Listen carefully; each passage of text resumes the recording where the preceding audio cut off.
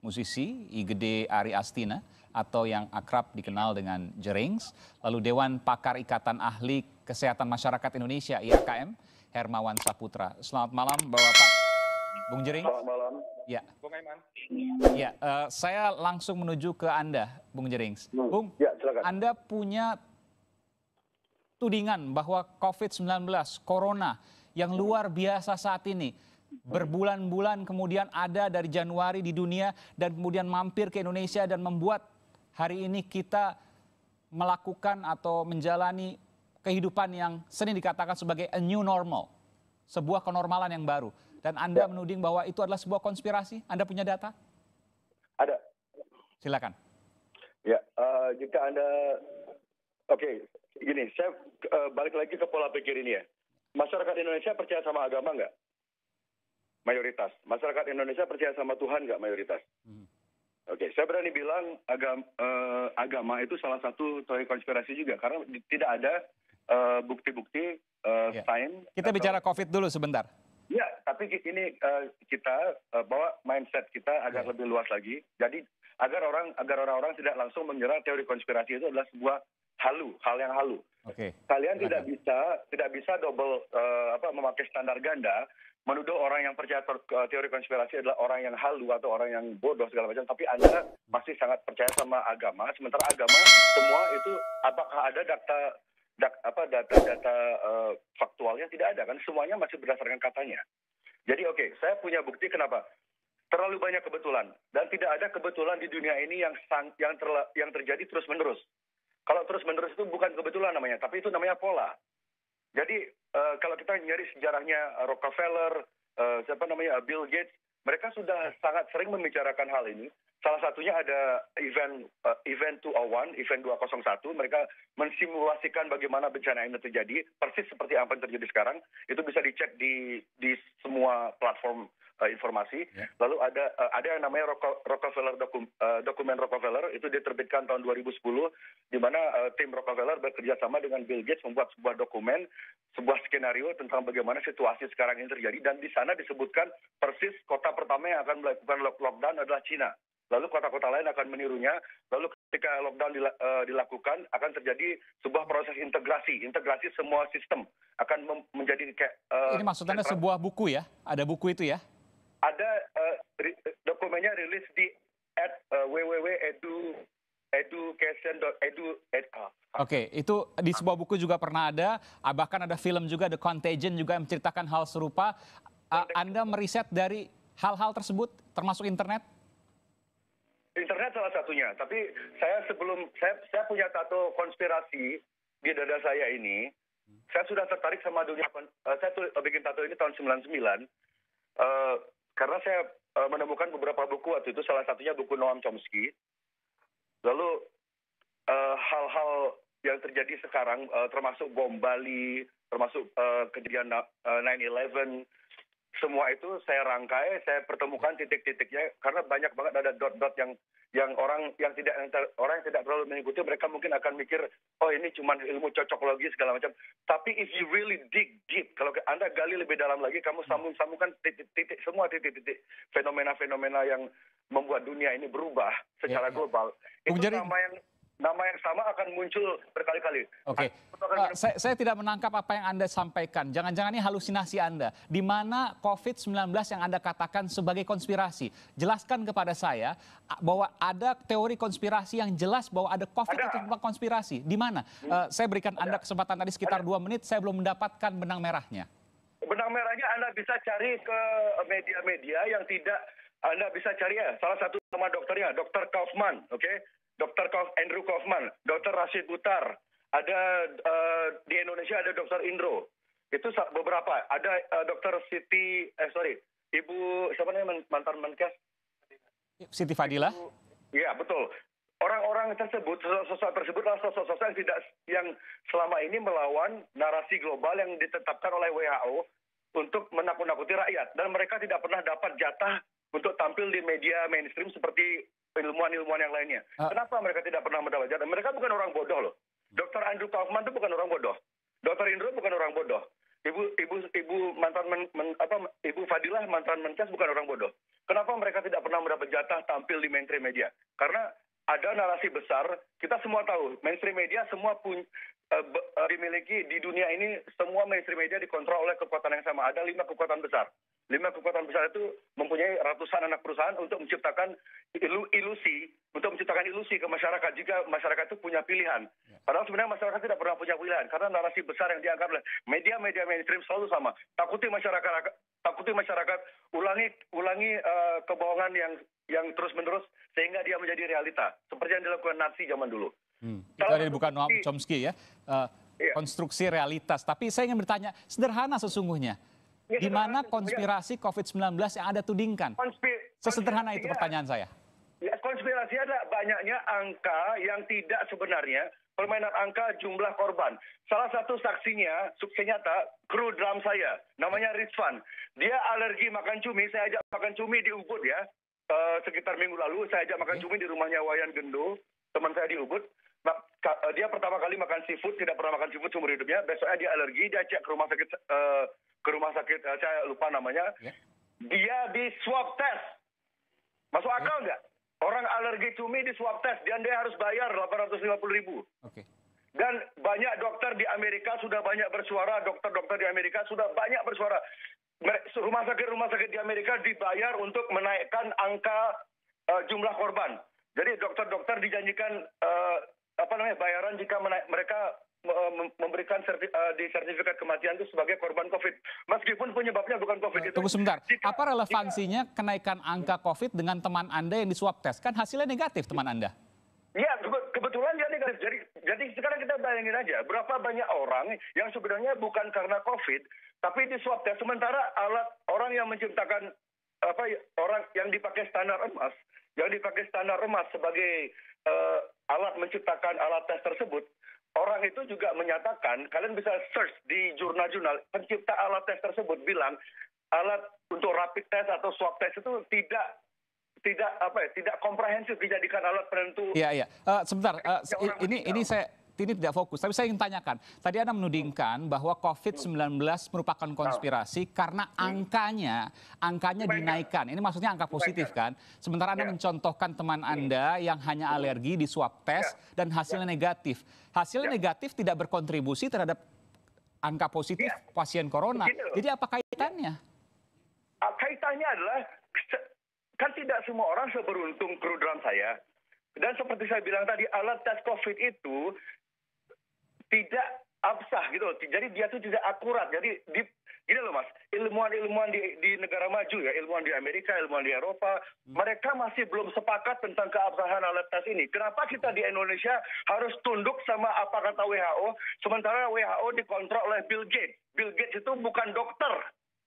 Ngerti nggak? Ini ada 2 data yang saya harus tanyakan. Anda menganggap bahwa alat tes corona, swab test tadi, PCR itu ya, itu tidak valid. Tidak.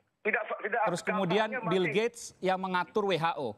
Nanti saya akan tanya yang kedua, tapi saya ingin bertanya pertama dulu. Dari mana Anda punya data bahwa swab test PCR itu tidak valid? Karena banyak sekali orang yang dites ternyata setelah hasilnya positif, ternyata dites lagi hasilnya negatif, itu banyak sekali dan itu jarang diangkat sama media mainstream. Itu swab test atau rapid test? Karena ada 2 tes. Yang sering ada false negatif dan false positif adalah rapid test, bukan swab test. Swab test dan rapid test itu hasilnya keduanya itu tidak valid. Itu banyak menimbulkan kesimpang siuran informasi, tapi media selalu dengan gampangnya membawa narasi jika swab test itu hasilnya sudah 100%. Sementara ilmuwan-ilmuwan di negara maju yang jauh lebih pintar daripada ilmuwan di Indonesia, mereka aja belum satu suara. Tapi kenapa Indonesia sangat takut sama WHO? Emang WHO itu siapa sih? Bill Gates itu siapa? Kenapa kita harus tunduk sama mereka? Itu saya nggak ngerti. Oke, saya ke Bung Hermawan. Bung Hermawan, betul bahwa apa yang disampaikan alat swab test, kita nggak bicara rapid ya. Tadi sebutkan rapid memang salah. Ada false negatif, ada false positif. Tapi swab test PCR itu juga tidak valid, banyak salah.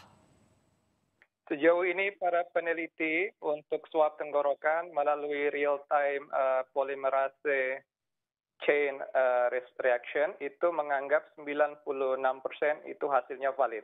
agak berbeda dengan rapid test. Kalau rapid test itu memang false negatifnya tinggi, itu sekitar 36% efektivitasnya, tetapi rapid test penting untuk mitigasi sebagai bahan penelusuran awal untuk lebih precise dalam rangka pendeteksian mereka dengan COVID positif. Begitu, Bung Aiman. Jadi 96% yang melalui swab test atau PCR itu hasilnya valid. Ya, demikian menurut evidence-nya. Maka kalau kami dari Ikatan Ahli Kesehatan Masyarakat selalu berbicara atas evidence-based public health atau segala sesuatu yang berbasis dengan bukti dan data. Nah, tetapi kalau punya bukti. Ya, boleh nggak Bung Aiman saya masuk sedikit tentang teori konspirasi ini? Silakan. Jadi izinkan saya bercerita sedikit agak panjang ya. Pada dasarnya segala sesuatu saya bersepakat bahwa tidak ada sesuatu itu yang kebetulan. Bahkan kejadian COVID-19 di dunia ini adalah ibrah dan ujian untuk umat manusia. Nah, tetapi pandangan tentang COVID-19 ini sebuah konspirasi, kita boleh melihatnya dari 3 sisi. Pertama dari sisi propaganda dan juga sejarah. Yang kedua, sisi dari aspek struktur genetika SARS-CoV-2 penyebab COVID-19. Yang ketiga dari aspek angka-angka insiden dan prevalensi COVID-19 di dunia. Kalau saya boleh bercerita pertama terkait dengan propaganda, yang paling heboh sekali di awal kejadian ini, itu terkait dengan film yang Bung Aiman sebut sebagai Contagion. Ya. Contagion ini film tahun 2011 kalau nggak salah, di mana sutradaranya adalah Steven Soderbergh, gitu ya. Soderbergh. Nah ini. Oke, Steven Soderbergh ini sudah diwawancara dan diteliti oleh media di Amerika. Kenapa dia mengangkat film itu? Apakah betul akan terkait dengan kasus atau penyakit baru yang diprediksi? Tetapi dia mengakui bahwa film ini berangkat dari pengalaman SARS yang muncul tahun 2002 yang mewabah di dunia. Saat itu SARS sebagai sebuah penyakit yang mengagetkan, virus corona, dan memang ini berlanjut sampai munculnya kasus MERS, di mana rumpun corona terjadi lagi pada tahun 2012 di Middle East. Tetapi kalau dilihat dari segi kenyataan yang terjadi di Wuhan, Provinsi Hubei di Tiongkok sejak akhir 2019, bulan Desember, dengan film The Contagion ini, itu terjadi perbedaan dalam modifikasi jalan cerita dan juga jenis virus ini.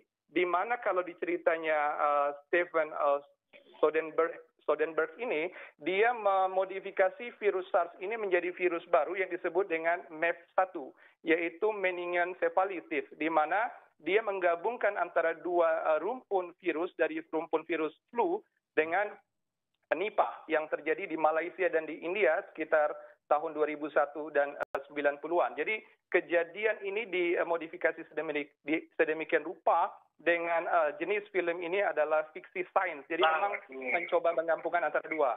Nah, sehingga dari kesimpulan dari propaganda terkait dengan film yang dibintangi oleh Matt Damon, Jude Law, kita ngomongin film ya? Iya, nanti saya berikan kesempatan Bung Jering. Oke, ini dibuktikan. Halo? Kita masih ada 2 segmen lagi. Saya akan berikan kesempatan pada Anda dengan waktu yang cukup. Saya berjanji, Bung Jering. Disimpulkan oleh para peneliti media tidak ada kaitannya dengan kejadian SARS-CoV-2 penyebab COVID-19. Nah, yang kedua terkait dengan struktur virus corona. Saya akan bercerita tentang kecanggihan struktur genom SARS-CoV-2. Ini menjadikan seolah-olah ada perang Pasifik baru antara China dan Amerika. Kalau dulu perang Pasifik kita kenal dengan Jepang versus Amerika di dunia kedua, nah sekarang dalam bentuk yang lain.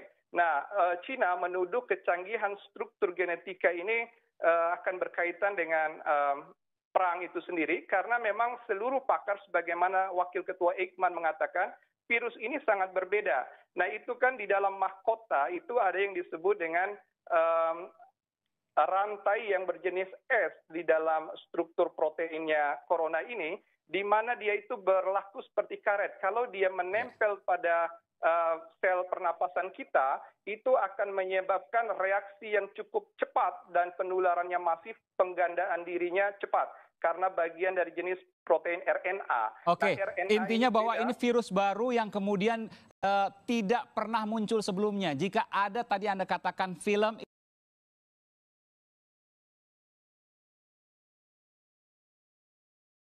itu kaitannya ke SARS sebelumnya. Ini menjawab apa yang kemudian ditudingkan, termasuk juga tudingan konspirasi yang baru oleh Bung Jering. Kita akan segera kembali saat lagi, nanti saya akan ke Bung Jering. Saya paham Anda sudah tidak sabar untuk menjawabnya. Kita akan segera kembali saat lagi, saudara. Yang sesuai dengan penyakitnya. Yang jauh lebih bahaya dari COVID adalah ketika, ini BG maksudnya Bill Gates maksudnya ya, Anda mengatakan itu? Saya bilangnya beli gatas sih. Oke, mengendalikan apa yang ada dalam tubuh Anda. Ada satu lagi saya ingin bacakan. Selamat pagi, jika ada yang menentang saya ke RS, rumah sakit maksudnya, untuk berinteraksi dengan pengidap COVID atau menantang saya disuntik virus COVID, saya akan terima tantangannya dengan syarat, jika saya selamat, seluruh dokter di Indonesia, seluruh awak media, ya selebriti segala macam ini, terbukti masih menyuarakan lockdown, wajib sukarela ke kantor polisi minta dibui. Wah, ini saya termasuk yang harus minta dibui dong nih. Jika Anda menyuarakan lockdown, ya. Oh, ini hanya untuk menyuarakan lockdown. Kalau PSBB enggak ya? Kan? Kalau PSBB tidak? Itu bisa dibicarakan. Oh, bisa dibicarakan. Masih bisa dibicarakan. Oke. Saya ingin tanya, apa yang kemudian Anda tudingkan sebagai konspirasi dari Bung Hermawan tadi sudah dijawab. Pertama soal rapid test. Rapid test memang ada kemungkinan salah, ada false negatif, false positif. Tapi swab test atau PCR, PCR ya, itu 96% betul, valid. Kemudian tadi yang kedua Anda katakan sebagai ada buku, ada film, itu semua mengait ke SARS-1, SARS sebelumnya. Saya yakin bahwa Anda juga paham tentang SARS. Bahwa ini adalah SARS yang kedua, COVID. Jadi apa kaitannya konspirasi dengan data-data itu? Semua sudah dijawab oleh Bung Hermawan. Ya, oke. Saya punya pertanyaan, kenapa Bill Gates selain mengadakan event 201, sebuah simulasi cara mengatasi virus yang kebetulan namanya Corona, COVID, kenapa juga Bill and Melinda Foundation memproduksi sebuah seri dokumenter di Netflix berjudul Pandemic di waktu yang bersamaan? Oke. Apa kaitannya? Berapa banyak kebetulan sampai ia mustahil secara matematika, Mas? Oh, jadi ini kebetulan sehingga Anda mengaitkan bahwa ini konspirasi. Karena kebetulannya terlalu banyak. It's too many coincidence. Dan mereka, Bill Gates sudah lama investasi di bidang digital ID, namanya ID 2020. Oke, yang bisa saya jelaskan di sini adalah, kita tuh kenapa permainan statistik angka korban ini signifikan? Oke. Jadi saya ilustrasikan begini. Media mainstream merupakan, karena elit global tidak bisa memakai tentara, tidak bisa memakai ormas untuk menakut-nakuti orang. Jadi mereka memakai senjata yang paling ampuh, yang itu bernama media. Media mainstream itu menyerang manusia langsung ke rumah mereka, langsung ke kehidupan mereka, ke handphone mereka, ke layar TV mereka. Mereka sudah diteror. Ketika, seperti saya bilang tadi, kebohongan yang diulang berkali-kali itu akan menciptakan realita yang seperti yang diharapkan oleh mereka. Jadi ketika masyarakat percaya akan sebuah berita yang terus-menerus dikabarkan, itu akan membuat orang, bagi yang belum tahu, ada yang namanya psikomatik. Ketika kita mendengarkan atau memikirkan tentang sebuah penyakit, secara terus-menerus, meskipun kita tidak sakit, kita akan merasakan gejalanya. Dan gejala yang dipakai oleh COVID ini adalah gejala penyakit yang paling umum di dunia. Gitu loh. Maksud Anda COVID adalah penyakit yang paling umum, sama seperti flu biasa misalnya? Gejalanya. Gejalanya sama? Ada sesak nafas dan lain sebagainya? Ya, itu gejala yang paling umum di dunia itu. Sesak nafas, sakit tenggorokan, mual. Yang menyebabkan kematian? Yang meninggal, Mas harus hati-hati loh. Yang selamat dari COVID ini 99% lebih loh. Yang meninggal itu kebanyakan karena mereka memang sudah dalam kondisi kritis, mereka sudah punya penyakit bawaan, dan mereka di usia lansia. Data kematian dari seluruh dunia sekitar 4-5%, jadi 95% yang sembuh. Tapi di Indonesia jauh di bawah itu. Kenapa, Mas? Anda katakan tadi yang meninggal, yang sembuh itu 99%. Datanya 5% meninggal, artinya 95% atau 94% bahkan yang sembuh. Jadi tidak 99%. Itu data dari WHO. Maksud saya, WHO itu, Mas, di titik ini saya tidak percaya apapun kata WHO, karena WHO sudah terbukti. Tedros, jika Anda search tentang Tedros ya, ketuanya WHO, dia punya rekam jejak yang gelap di Ethiopia. Dan dia sudah lama, ini bahasa kasarnya, dia tuh sudah lama menjadi anak buahnya, tanda kutip anak buah Bill Gates. Dia banyak terlibat di proyek-proyek filantropi Bill Gates yang sebelum-sebelumnya, gitu loh. Jadi saya di poin ini, jika acuan referensi Anda, tapi WHO bilang begini, WHO sendiri aja nggak tahu mereka itu siapa loh. If you read WHO, who? You know? Jadi di poin ini, jika Anda pakai acuan data Anda, WHO mengatakan. Jadi kalau nggak pakai WHO, pakai data siapa? Anda punya tim statistik sendiri mungkin? Enggak, makanya begini loh Mas. Dari mana Anda bisa mengatakan 99%?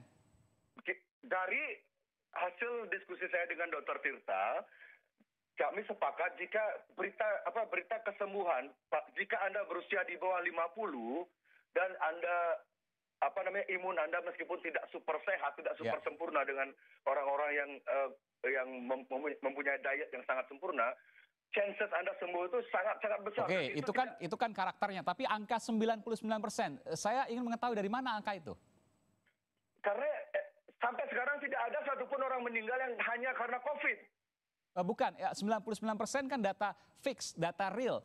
Itu sudah melakukan perhitungan. Kalau WHO jelas, ada data seluruh dunia, Worldometers, dari John Hopkins University misalnya. Tapi Anda menyebutkan 99%, dari mana data itu? Dari apa? University apa?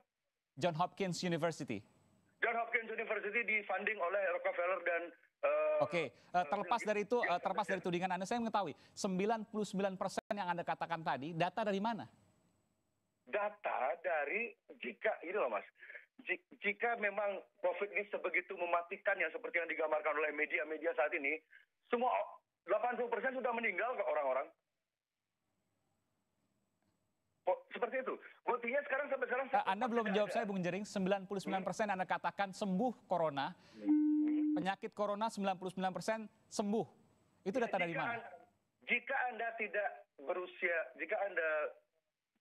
berusia di atas 60-an dan Anda tidak memiliki penyakit bawaan, Anda akan sembuh. Buktinya sudah banyak banget pasien yang sudah sembuh. Sekali lagi itu karakternya, tapi angkanya yang saya tanyakan. Saya ke Bung Hermawan. Bung Hermawan, betulkah kemudian apa yang disampaikan oleh Bung Jering 99% penderita corona sembuh? Oke, jadi ginilah ya, saya coba bandingkan antara SARS, MERS, dan COVID ya, karena ini rumpun corona ya. Jadi waktu SARS kejadian tahun 2002, kasusnya di dunia itu sekitar 8 ribuan, dan SARS juga mulai dari Cina. Jadi mortality rate dia 10%. Artinya kalau 10% mortality rate, sisanya sembuh. Begitu, jadi 90% sembuh. Nah, 90%, oke. Ya itu SARS ya tahun 2002. Ya. Kemudian MERS tahun 2012 kurang lebih 2.500-an orang di dunia, 37% itu meninggal. Artinya sekitar 63% sembuh. Ya. Kemudian COVID tahun 2019 mulainya dan puncaknya 2020 ini, angka yang disebutkan Bung Aiman sudah lebih dari 3,6 juta orang terinfeksi sejauh ini.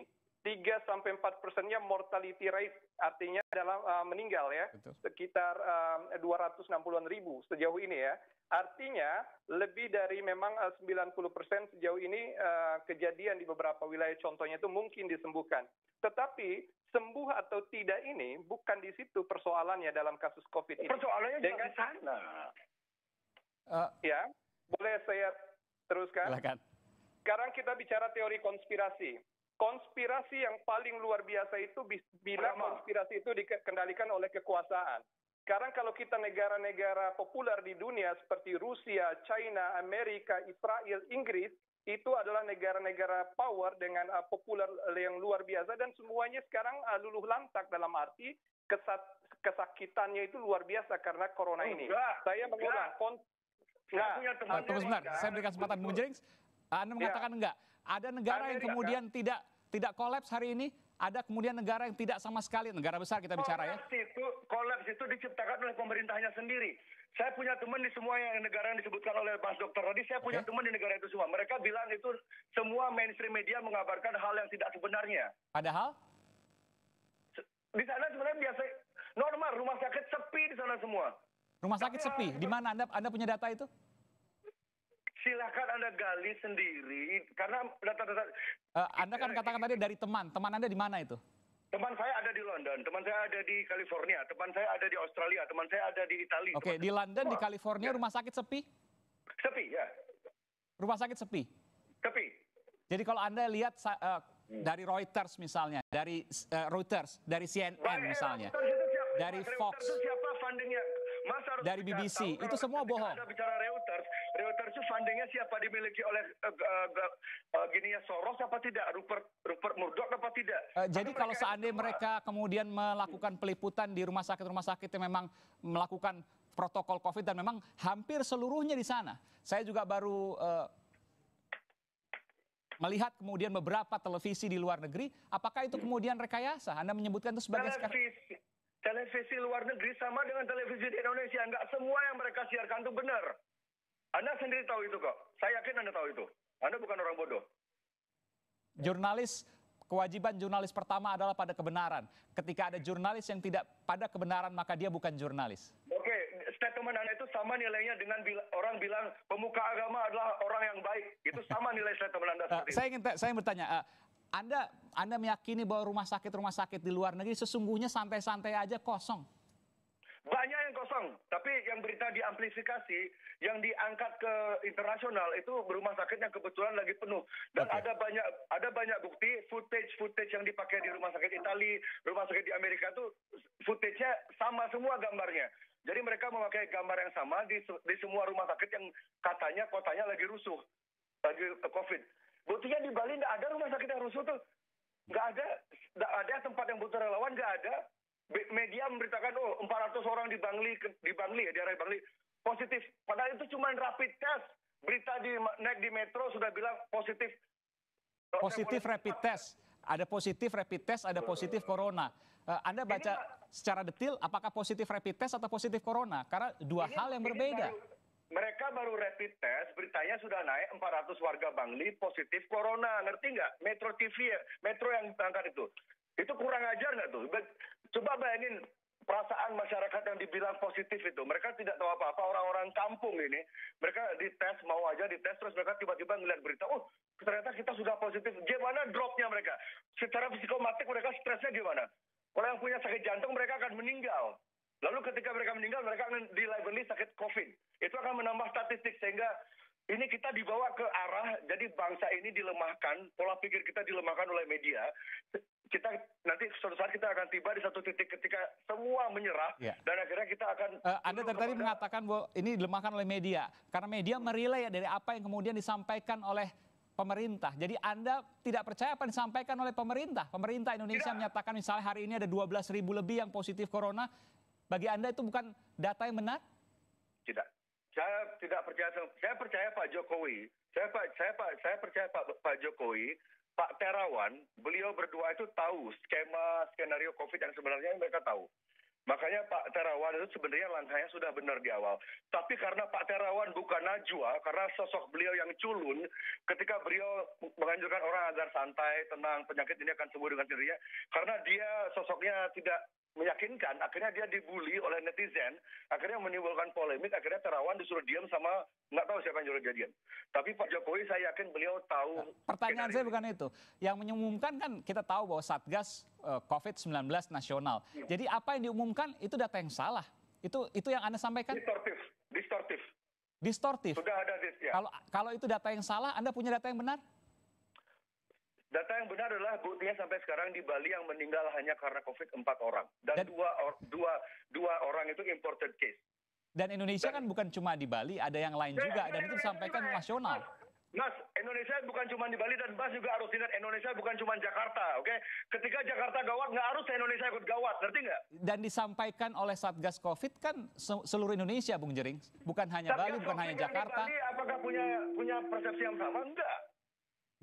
Satgas COVID di misalnya di Aceh. Aceh semua sembuh, itu gara-gara apa? Kita nggak tahu kan? Bung Hermawan, Anda punya komentar terkait ini? Iya, saya ingin mengatakan bahwa saat sekarang ini kita harus bergandengan tangan untuk betul-betul bahu-membahu melawan COVID-19 ini. Memang ada betulnya ketika di 34 provinsi sudah terjadi kasus di seluruh daerah ini, kita khawatir terjadi epicentrum baru. Nah, untuk itu kita harus perkuat komunitas, masyarakat kita, mulai dari individu kita peduli satu sama lain, sekaligus kita memang juga menghimbau pemerintah agar lebih konsisten dalam hal kebijakan, sekaligus menjamin agar akses kita terhadap pelayanan kesehatan tetap terpenuhi, berkualitas, tidak menumpuk, sekaligus menyediakan kebutuhan dasar bagi pelayanan. Saya ingin tanya Bung Hermawan, betulkah kemudian apa disampaikan oleh Bung Jerings bahwa di luar negeri rumah sakit sesungguhnya kosong? Jangan dijawab dulu, kita akan segera kembali saat lagi. Tetaplah bersama kami di Sapa Indonesia Malam. Nanti saya akan berikan kesempatan pada Bung Jering juga. Terjadi penurunan pasien.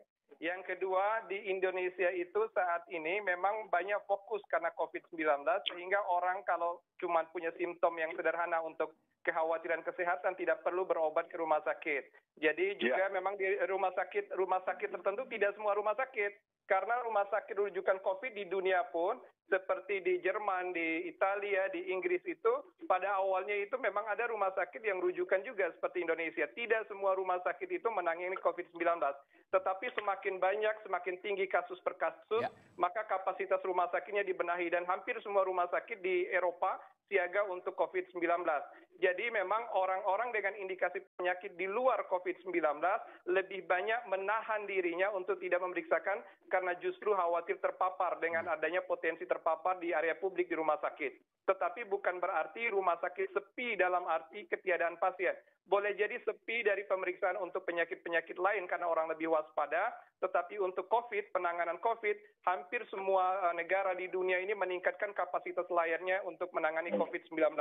Jadi bahkan peralatan seperti ventilator, monitor untuk kebutuhan ICU, termasuk alat pelindung diri, semuanya kewalahan, karena itu bagian dari bahan pakai habis, seperti APD yang tiap hari dipakai oleh tenaga kesehatan, dan tenaga kesehatan sendiri banyak jadi korban, banyak juga yang terpapar karena kasus COVID-19.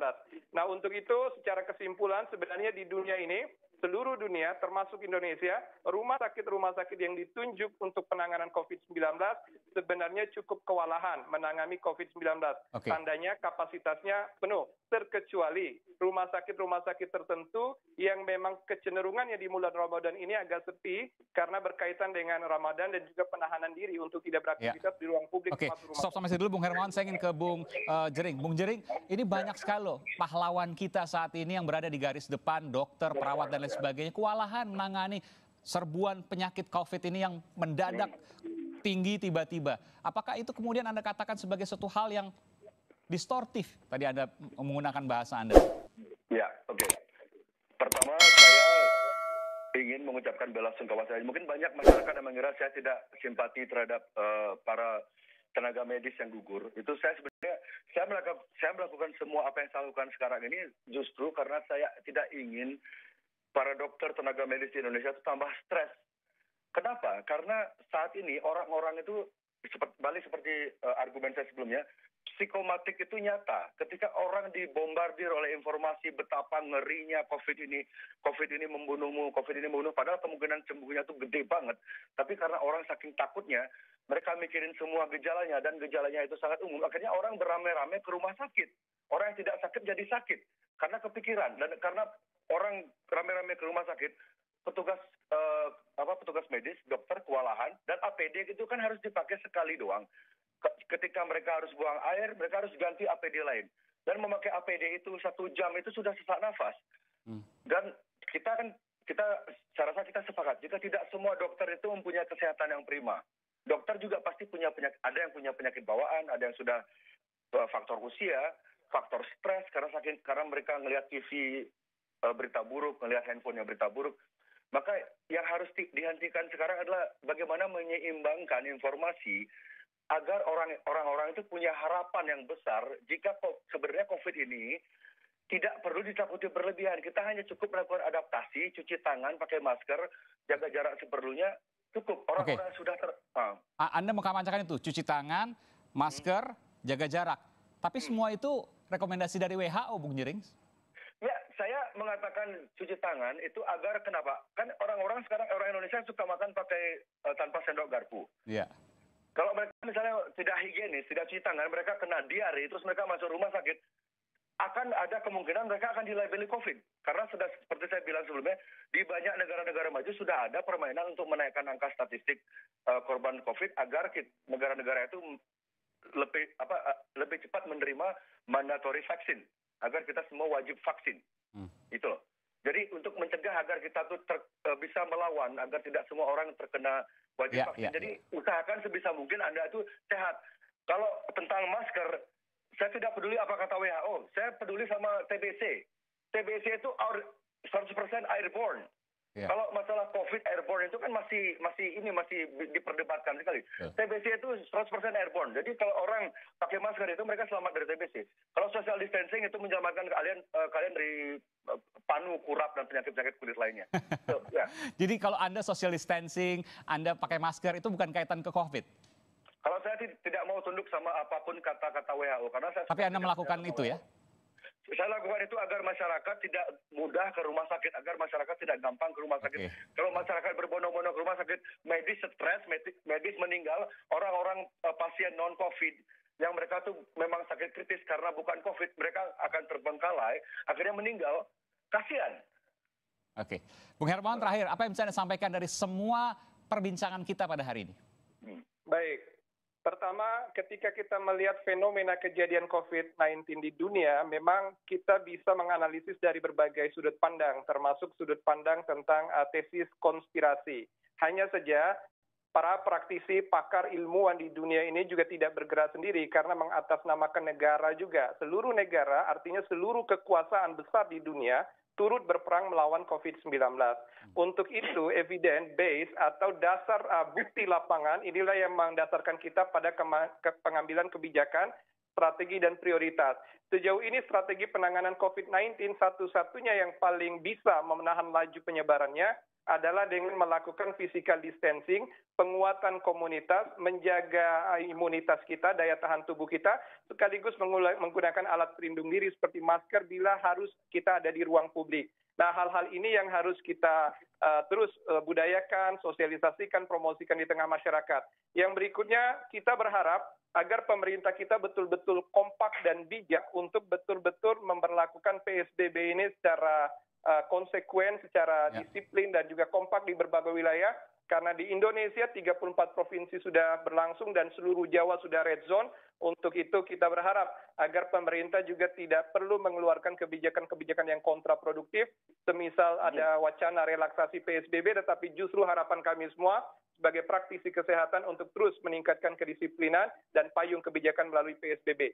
Semoga Indonesia melalui hikmah Ramadan ini keluar dari problema COVID-19 dan kita kembali menumbuhkan semangat baru untuk hidup kita. Baik, terima kasih Bung Hermawan Saputra dari Dewan Pakar Ikatan Ahli Kesehatan Masyarakat dan juga terima kasih Bung Jerings, musisi yang kemudian menyuarakan hal-hal seperti ini. Terima kasih dan sehat untuk kita semua. Sehat untuk Bung Jerings juga, terima kasih. Sehat, terima kasih Bung Jerings. Ya, selamat malam. Oke, sama-sama Pak Dokter, terima kasih.